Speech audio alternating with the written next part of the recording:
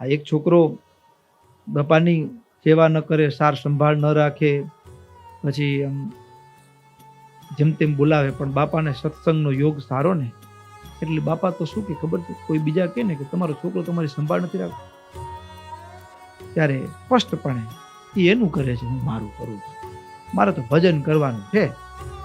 અને સંસારમાં તો કર્મના સંબંધે ભેગા થયા છે, પૂર્વની કંઈક લેણા દેણી હશે, એ આવ્યા છે, ક્યાંક આપણું રહી ગયું હશે, એટલા માટે આવું કરે છે.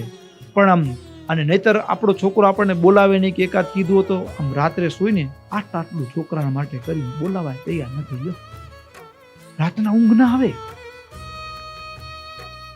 રાત્રે ઊંઘ ના આવે, એટલું જ નહીં, 4 માણસ ભેગા મળે ને તરત છોકરામાંથી ઘણું કમાણું, પણ છોકરાની કઈ કદર નહીં. પણ એ જ જગ્યાએ શાસ્ત્રનું શ્રવણ હોય તો શાસ્ત્રનું શ્રવણ હોય, જ્ઞાન હોય તો એટલું આપણે આપણું કર્તવ્ય હતું, આપણી ફરજ હતી, એટલું કર્યું છે. અને બોલાવે ન બોલાવે એ તો હવે ક્યાંક પૂર્વના લેણા દેણીના સંબંધ છે, દીકરાના રૂપમાં આવ્યા છે, આપણે આપણી ફરજ હતી, ભગવાન ઓળખાવા થોડો આપણો પ્રયાસ કર્યો છે, હવે ન કરે તો એનો હાથની વાત, આપણે તો આપણું કરી લેવું, દુઃખી ન થાય. શું ન થાય? આટલો ફરક પડી જાય.